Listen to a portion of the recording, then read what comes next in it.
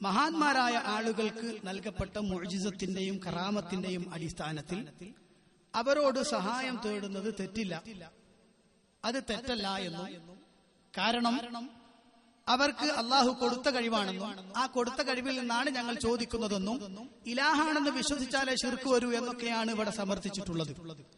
അതുകൊണ്ട് തന്നെ ഞങ്ങളുടെ ഒന്നാമത്തെ ചോദ്യം, വദ്, സുവാഅ്, യഗൂസ്, യഊഖ്, നസ്ർ തുടങ്ങിയ മഹാന്മാരോട് ഇസ്തിഗാസ നടത്തൽ അനുവദനീയമാണോ?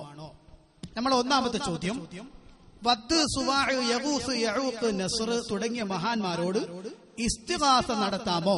കാരണമുണ്ട്, അവർ മഹാന്മാര് തന്നെയാണ്, സംശയമൊന്നുമില്ല. അവർ മഹാന്മാര് തന്നെയാണ്. ഇമാം ബുഖാരിയെ പോലെയുള്ള പണ്ഡിതന്മാർ അത് രേഖപ്പെടുത്തിയിട്ടുമുള്ളതാണ്.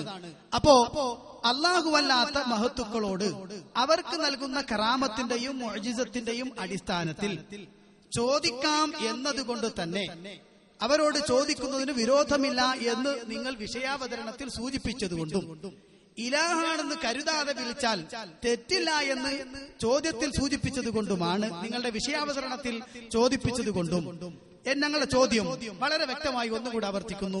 വദ്, സുവാഅ്, യഗൂസ്, യഊഖ്, നസ്ർ തുടങ്ങിയ മഹാന്മാരോട് ഇസ്തിഗാസ നടത്താമോ? വദ്, സുവാഅ് തുടങ്ങിയ ബിംബങ്ങളെ ദൈവങ്ങളാക്കി അവരോട് പ്രാർത്ഥിച്ച ആളുകളെ കുറിച്ച് വിശുദ്ധ ഖുർആനിലുള്ള ആയത്ത്, വഖാലൂ ലാ തദറുന്ന ആലിഹതകും വലാ തദറുന്ന വദ്ദം വലാ സുവാഅ വലാ യഊഖ വയഊഖ വനസ്ര വയഊസ വയഊഖ വനസ്ര. ഇതിനെക്കുറിച്ച് വിശുദ്ധ ഖുർആൻ വളരെ വ്യക്തമായിട്ട് പറഞ്ഞു. ഇത് ചെറിയമുണ്ടം അബ്ദുൽ ഹമീദ് മദനി എഴുതിയ പരിഭാഷ നോക്കിയിട്ടാണ് ഞാൻ അർത്ഥം പറയുന്നത്. അവർ പറഞ്ഞു, നിങ്ങൾ നിങ്ങളുടെ ദൈവങ്ങളെ ഉപേക്ഷിക്കരുത്. അപ്പൊ ദൈവങ്ങൾ എന്ന നിലക്കാണ് ഇവരോട് ആളുകൾ പ്രാർത്ഥിച്ചിരുന്നത്, അല്ലെങ്കിൽ അവർ ആരാധിച്ചിരുന്നത്, അവരോട് സഹായം ചോദിച്ചിരുന്നത്. ഇങ്ങനെയുള്ള ഒരു ആളുകളെ കുറിച്ചും ഇവരൊക്കെ അവർ ആരാധിച്ചിരുന്നത് പക്ഷികളുടെ രൂപമുണ്ടാക്കി, അല്ലെങ്കിൽ അതുപോലെ മൃഗങ്ങളുടെ രൂപമുണ്ടാക്കി, പല രൂപത്തിലും ഉള്ള ബിംബങ്ങൾ ഉണ്ടാക്കി അവർക്ക് ഈ പേര് വെച്ചുകൊണ്ട് അവരെ ആരാധിക്കുകയായിരുന്നു ആ സമൂഹം ചെയ്തിരുന്നത്. അതുകൊണ്ട് തന്നെ ഇത്തരത്തിലുള്ള ബിംബങ്ങളെ അല്ലെങ്കിൽ ദൈവങ്ങളോട് പ്രാർത്ഥിക്കുന്നത് നമ്മുടെ വിഷയമല്ല. സുന്നികൾ അങ്ങനെ പ്രാർത്ഥിക്കുന്നില്ല.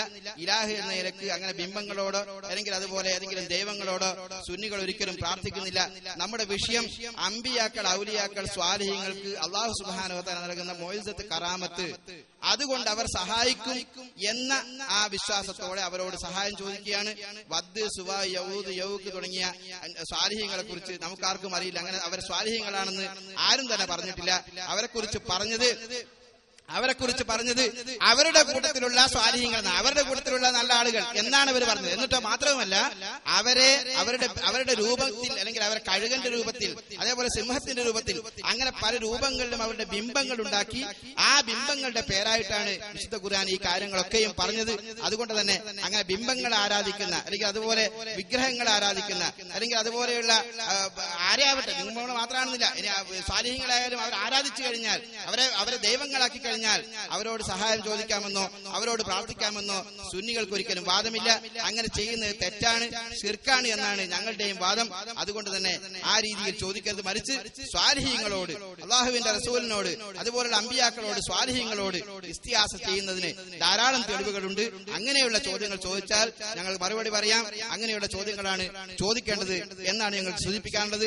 മഹാനായ റസൂലുള്ളാഹി സ്വല്ലല്ലാഹു അലൈഹി വസല്ലമയോട് സഹാബാക്കൾ മനുഷ്യ കഴിവിന് അതീതമായ ഒരുപാട് കാര്യങ്ങൾ ചോദിച്ചായി. സഹീഹ് ബുഖാരിയിലും സഹീഹ് മുസ്ലിമിലും നമുക്ക് ഒരുപാട് ഉദ്ധരിക്കാൻ കഴിയും. അത് വിശുദ്ധ ഖുർആനിൽ ഒരുപാട് ആയത്തുകളിൽ തെളിവായിട്ട് പറയാൻ കഴിയും. നമുക്കറിയാം, ഇന്നമാ വലിയക്കും അല്ലാഹു വറസൂലുഹു വല്ലദീന ആമനു എന്ന് പറഞ്ഞു തുടങ്ങുന്ന സൂറത്തുൽ മാഇദയിലെ ആ ആയത്ത്, അല്ലാഹു നിങ്ങളുടെ സഹായികളാണ്, റസൂൽ സല്ലല്ലാഹു അലൈഹി വസല്ലം നിങ്ങളുടെ സഹായിയാണ്, സ്വാലിഹീങ്ങൾ നിങ്ങളുടെ സഹായിയാണ് എന്ന് ഖുർആൻ പറഞ്ഞതിന് തെളിവുമാണ്. ശരി, അപ്പൊ മറുപടി നിങ്ങൾ എല്ലാവരും ശ്രദ്ധിച്ചിട്ടുണ്ടല്ലോ. അതിനിടയ്ക്ക് 2-3 കാര്യങ്ങൾ അദ്ദേഹം പറഞ്ഞിട്ടുണ്ട്. അതാണ് ഞാൻ ആദ്യമായി പറയാൻ പോണത്.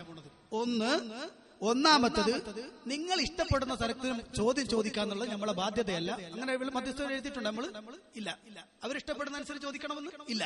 അതുകൊണ്ട് ഞങ്ങൾ എന്ത് ചോദിക്കണമെന്ന് തീരുമാനിക്കുന്നത് ഞങ്ങളാണ്. അതുകൊണ്ട് ഞങ്ങളുടെ ചോദ്യത്തിനാണ് മറുപടി പറയേണ്ടത്. എങ്ങനെ ആയിരിക്കണം എന്ന അവകാശം അവിടെ നിന്ന് ഇങ്ങോട്ട് പറയാൻ പാടില്ല. രണ്ടാമത്തത് ഇടക്കത്ത് പറഞ്ഞു, അവർ സ്വാലിഹീങ്ങളാണെന്ന് ഒരാളും പറഞ്ഞിട്ടില്ല. ഒരാളും പറഞ്ഞിട്ടില്ല. ബുഖാരിയിലെ മുന്നിൽ എടുത്തു നോക്ക്. ഇമാം ബുഖാരി 4539 ഹദീസ് എടുത്തു നോക്ക്. ഇമാം ബുഖാരി തന്നെ പറയുന്നു, ഇബ്നു അബ്ബാസ്, നിങ്ങൾ നേരത്തെ പറഞ്ഞില്ലേ റഈസുൽ മുഫസ്സിരീൻ എന്ന് പറഞ്ഞ ഇബ്നു അബ്ബാസ് റളിയല്ലാഹു അൻഹു തന്നെ ആ ഹദീസ് റിപ്പോർട്ട് ചെയ്തുകൊണ്ട് പറഞ്ഞു, അദ്ദേഹം അത് നിങ്ങൾ പറഞ്ഞതുപോലെ തന്നെ വിശദീകരിച്ചു. എന്നിട്ട് നിങ്ങൾ അടക്കുന്ന കട്ടുപോയ വാക്കുണ്ടല്ലോ, അതങ്ങടുത്ത് പറഞ്ഞു, അസ്മാഉ റിജാലിൻ സ്വാലിഹീന മിൻ ഖൗമി നൂഹ്. നൂഹ് നബി അലൈഹി സ്വലാത്തു വസ്സലാമയുടെ ജനതയിൽപ്പെട്ട സ്വാലിഹീങ്ങളായ ആളുകളുടെ നാമങ്ങളാണ് വദ്, സുവാഅ്, യഗൂസ്, യഊഖ്, നസ്ർ എന്ന 5 ആളുകളും. എന്നിട്ടോ നിങ്ങൾ കേട്ടോളൂ, അത് പറഞ്ഞ് നിർത്തിയില്ലല്ലോ ഇമാം ബുഖാരി. ഫലമ്മാ ഹലകൂ أوحى الشيطان إلى قومهم أن انصبوا إلى مجالسهم التي كانوا يجلسون أنصابا وسموها بأسمائهم ففعلوا فلم تعبد حتى إذا هلك أولئك وتنسخ العلم عبدت. ഇമാം ബുഖാരി റിപ്പോർട്ട് ചെയ്ത ഹദീസാണ്. അതെ, ആ ആളുകൾ മരണപ്പെട്ടു കഴിഞ്ഞപ്പോ പിശാച് ആ ജനതയിലേക്ക് വന്നിട്ട് അവരിയ്ക്കുന്ന സ്ഥലത്ത് നിങ്ങൾ മണ്ഡപങ്ങൾ ഉണ്ടാക്കണമെന്നും നാട്ടക്കുറികൾ ഉണ്ടാക്കണമെന്നും അവരോട് ആവശ്യപ്പെട്ടു.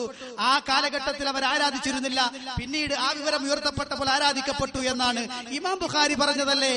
അസ്മാഉ റിജാലിൻ സ്വാലിഹീന, അസ്മാഉ റിജാലിൻ സ്വാലിഹീന മിൻ ഖൗമി നൂഹ്.